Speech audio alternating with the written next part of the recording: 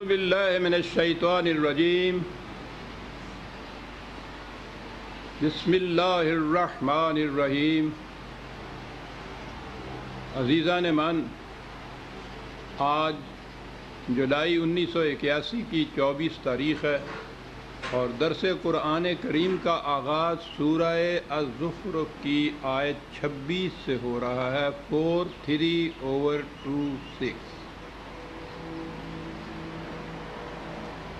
لیکن درس شروع کرنے سے پہلے کچھ چند الفاظ تمہیداً ضروری ہے۔ آپ احباب نے دیکھا ہوگا کہ پچھلے درس سے ہمارے ان رفقا نے درس ریکارڈ کرنے کا ایک نیا طریقہ وضع کیا ہے یا انٹروڈیوس کیا ہے۔ جناب آپ کو یہ پتہ ہے کہ کیا چیز ہے وہ تو نہیں، لیکن اکثر احباب نے اس دوران میں پوچھا کہ یہ نئی چیز کیا ہے، اس کا فائدہ کیا ہوگا۔ ہمارے درس جو ہیں وہ کیسٹس کے اوپر ریکارڈ ہوتے ہیں۔ آپ احباب کو تو اس کا فرق نہیں پڑتا، آپ سنتے بھی ہیں، درس دینے والے کو دیکھتے بھی ہیں، لیکن وہ کیسٹ جب باہر جاتے ہیں،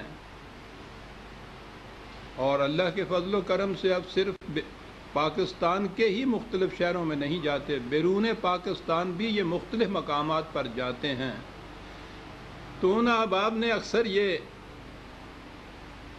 شکایت رنگی کی کہ اہل لاہور ہمارے مقابل میں زیادہ خوش نصیب ہیں کہ وہ درس سنتے بھی ہیں، صاحب درس کو دیکھتے بھی ہیں، اور ہم تو صرف یہ غائبانہ آواز ہی سنتے ہیں، دیکھ نہیں سکتے۔ وہ غالب کے الفاظ میں وہ کہتے تھے کہ ان کے لیے تو یہ فردوس گوش بھی ہے اور جنت نگاہ بھی ہے۔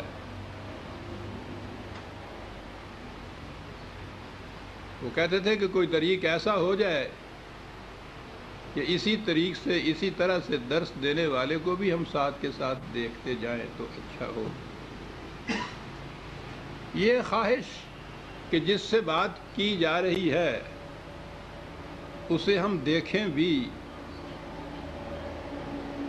کچھ بڑی گہری سی قلبی جذباتی چیز نظر آتی ہے، ایسی گہری سی کہ قرآن کریم میں حضرت موسیٰ علیہ السلام کی خصوصیت یہ بتائی ہے، وَكَلَّمَ اللَّهُ مُوسَىٰ تَكْلِيمًا۔ وہی تو ہر نبی کو ملتی تھی، لیکن وہی کا انداز حضرت موسیٰ علیہ السلام کے ساتھ کچھ ایسا مختص تھا کہ ان سے خدا ہم کلام ہوتا تھا۔ اور جیسا کہ طور کی چوٹیوں پہ جو سرگزشت بیان کی گئی ہے، اس کی حقیقت کو ہم کوئی غیر از نبی سمجھ نہیں سکتا کہ وہ کیا تھی، لیکن جن الفاظ میں سمجھائی گئی ہے بات وہ یہ تھی کہ وہاں حضرت موسیٰ علیہ السلام آواز سنتے تھے خدا کی، تو آواز تو سنتے تھے لیکن بولنے والے کو دیکھ نہیں سکتے تھے۔ تو یہ جو تمنا ابھر پر زبان پہ آئی تو الفاظ یہ ہوا کہ قال رب ارنی انظر الیک، کہ میرے رب یہ پس پردہ باتیں کرنے سے تشفی نہیں ہو رہی، ذرا بے حجابانہ درا از در کاشانہ ماں، کیا شعر ہے کہ بجز درد تو نیس در دل وینانہ ماں، سامنے بھی تو آئیے۔ جواب ملا قال لن ترانی، تو ہمیں دیکھ نہیں سکتا۔ ٹھیک ہے، خدا تو لباس مجاز میں نہیں ہوتا، اس لیے کوئی آنکھ اسے دیکھ نہیں سکتی۔ دیکھنا تو ایک طرف قرآن کی روح سے اس کا ادراک بھی نہیں کر سکتے، لیکن محسوسات کی دنیا میں تو ایسی صورت نہیں ہے۔ یہاں تو ہر حقیقت منتظر کے متعلق کہا جا سکتا ہے کہ نظر آ لباس مجاز میں، بشرطے کہ وہ محسوس ہو وہ جو حقیقت ہے۔ یہ چیز میں نے ایک دفعہ ایک پہلے درس میں بھی یہ چیز کہی تھی، وہ غالب کے الفاظ میں، کہ تسکین کو ہم نہ روئیں جو ذوق نظر ملے۔ یہ ذوق نظر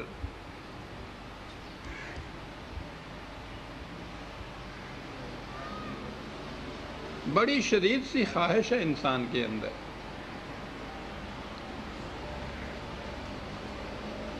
اس سے پہلے ریڈیو ایجاد ہوا تو اس میں آواز آتی تھی، بولنے والا سامنے نہیں آتا تھا۔ پھر آگے بات چلی تو ٹی وی وجود میں آئی، جس میں بات بھی سنی جاتی ہے، بولنے والا سامنے بھی ہوتا ہے۔ لیکن ہمارا درس ابھی تک یوں کہیے کہ ریڈیو کی منزل میں ہی تھا، باہر والوں کے لیے۔ اب مغرب کے سائنسدان تو دن بدن آگے بڑھتے چلے جاتے ہیں، تسخیر فطرت کر رہے ہیں۔ انہوں نے اس کے بعد ٹی وی یا سنیما جو بڑے پیمانے پہ ہوتا تھا، وہ انفرادی پیمانے پہ بھی ایک چیز انہوں نے ایجاد کی ہے جسے VCR کہتے ہیں، نظر بھی آئے سنائی بھی دے۔ یہ جو سارا انتظام ہے آپ کے سامنے، جس میں اب یہ درس ریکارڈ کر رہے ہیں،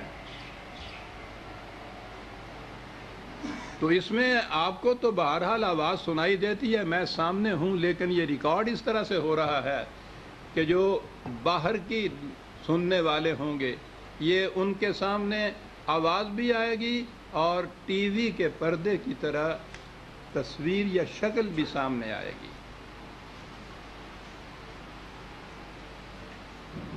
یہ فطرت کی تسخیرات، نت نئے انکشافات،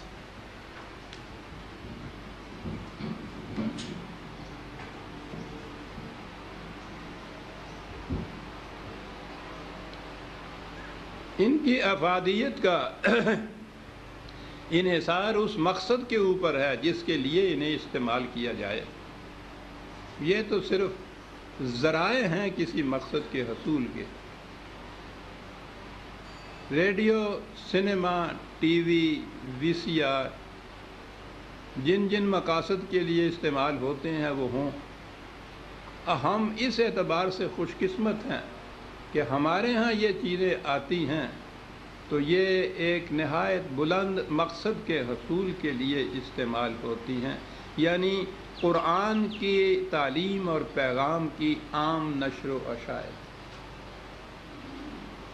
جب یہ ریکارڈنگ کا سسٹم نہیں تھا تو صرف حاضرین کا جو ایک مختصر سا طبقہ تھا وہی اس سے منتفع ہوتا تھا۔ ریکارڈنگ آئی تو باہر کے لوگ بھی اس سے مستفید ہونے شروع ہو گئے۔ اب یہ آئی ہے تو یہ سلسلہ اور بھی آگے بڑھے گا۔ تو اس لیے ہم بارگاہ خداوندی میں سجدہ ریز ہیں کہ اس نے اگر